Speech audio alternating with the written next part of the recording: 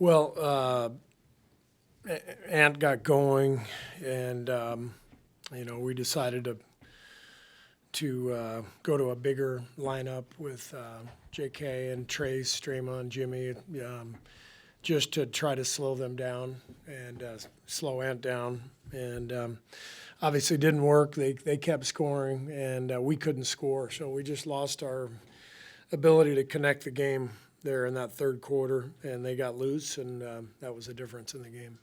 Where did you see the main issues defensively tonight? Well, they went 16 for 34 from three. It felt like there were some in the third quarter where we got disconnected defensively, and they got wide open looks.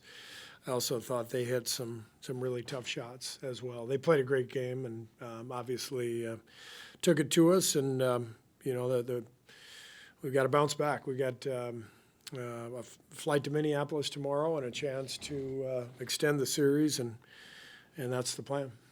Steve, hypothetical, but if Steph on game day said, I feel I can go, I want to give it a try, would he go then, or there's a possibility he would be overruled? When are we giving the update? Wednesday we'll have an update. Steve, after taking 26 shots in Game 3, Jimmy only has 9 tonight. What were you seeing from him, what the Wolves are doing defensively, and just how he was playing overall?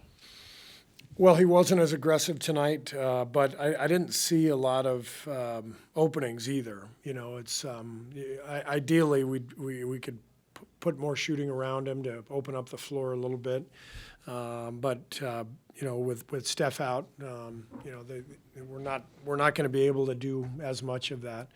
But with that said, we'll look at the tape and see where we can find some openings for him. And I know he'll be aggressive for Game 5.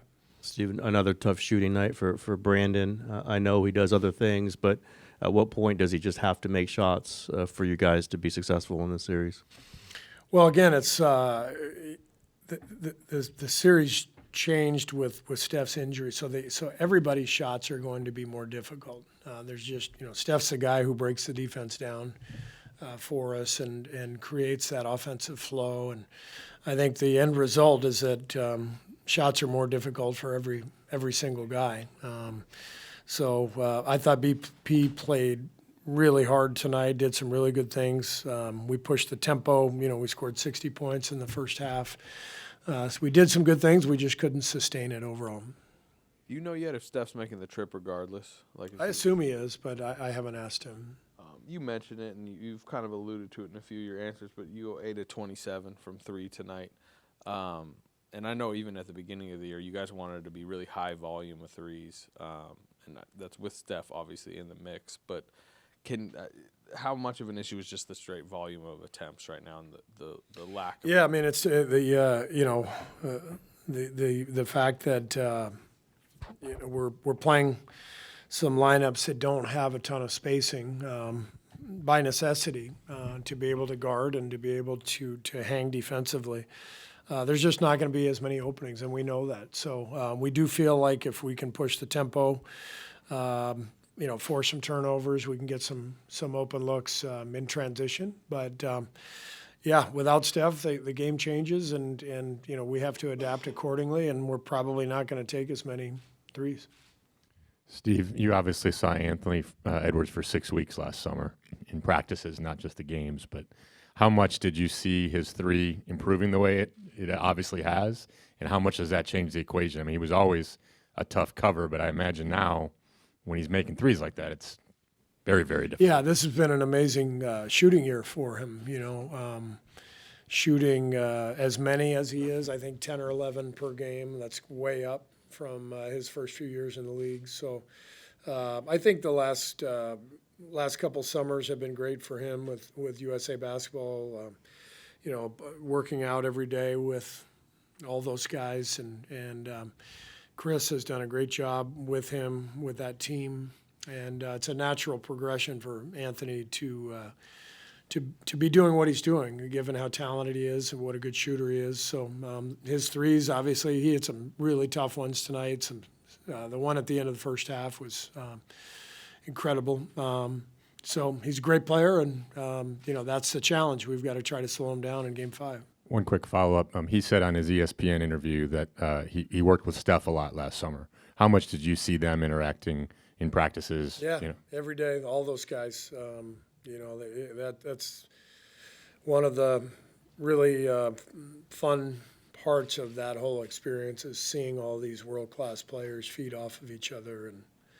And Ant was right in the middle of all that with Steph, with Bam, Book. All those guys would shoot, after practice every day. And but like I said, he was already a great player. But I think the experience probably helped him, and his shooting has dramatically improved volume-wise, percentage-wise.